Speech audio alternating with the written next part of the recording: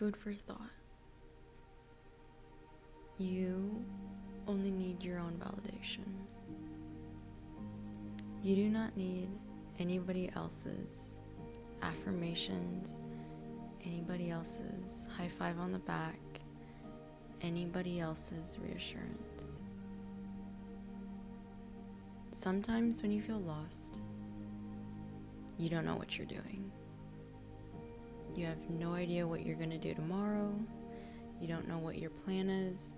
You don't know anything. And you genuinely don't know who you are. And you feel lost in the sea with everybody around you. And that is probably the hardest feeling to accept. To accept that you feel lost. To accept that you don't know what you're doing when everybody around you seems like they do. But in actuality, no one does. No one knows what they want to do. And that's okay. And even when you don't know yourself, in that moment, that is when you're going to find yourself. That is when the journey's beginning of what you want. And that's the journey of when you begin to find yourself. I think it's so amazing how we all have our own values and our own core beliefs. Because the other day, we had an event at school and it was about fasting because this month is for Ramadan and Lent, depending upon if you celebrate those times. And I went to the event and we, as an icebreaker, we talked about our faith and what sacrifices we're doing and what fasting we're doing. And just listening to different religions was absolutely amazing.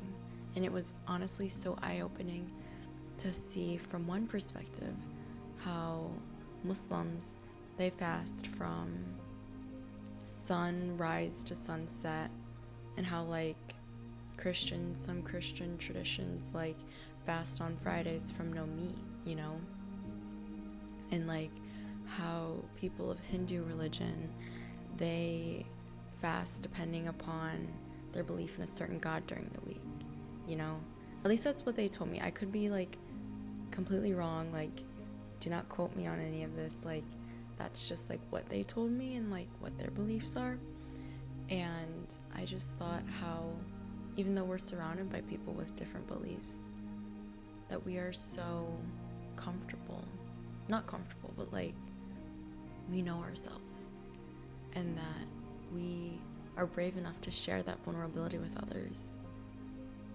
And even though we might have different religions, no one's trying to invalidate them or say their religion's wrong, because we all just want to learn, and we want to grow, and we want to take their experiences and learn from them, and they want to do the same to us or from us, And I think that was probably the coolest experience, is that, like I said, it wasn't anything trying to invalidate one another, that we are who we are, and that those are our core beliefs, and our situation might be difficult.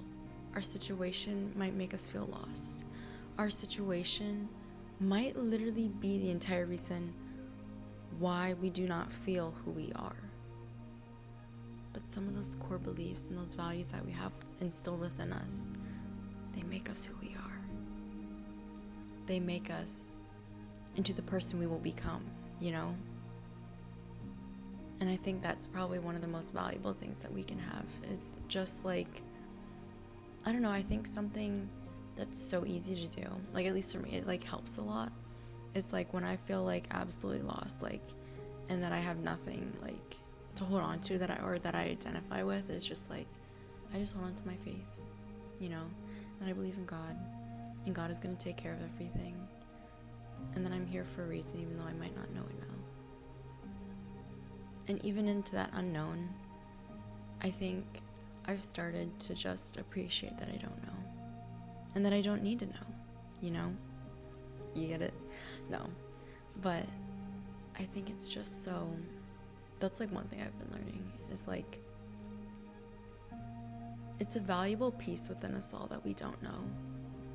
And that we should genuinely embrace it. That we don't know and we don't have it figured out.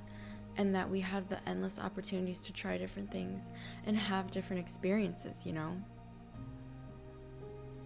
I had lunch with a friend of mine and she's very confident she's like very interested in going into like dental school. And I was like, what made you do that?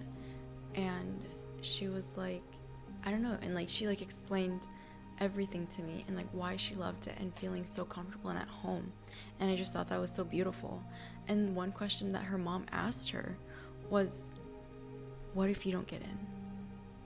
And she was completely open and honest and was like, if I don't get in, I'll just do something else. But I would like to stay in the dental field. I wouldn't mind working within the industry or making products or coming up with solutions. That just because she has this one idea and what she truly wants to go for, that doesn't make her feel lost. It just makes her open to a certain field, but not being fully closed off, but still open. And I think that's what we can all do.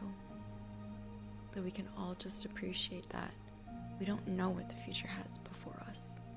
We don't know what it has even after us when we go. And that we can appreciate that. And we can value that. And that we can honestly even dig into that openness. We can dive in to that. We want to just learn. Because that's probably one of the greatest gifts that we can have is just open-mindedness.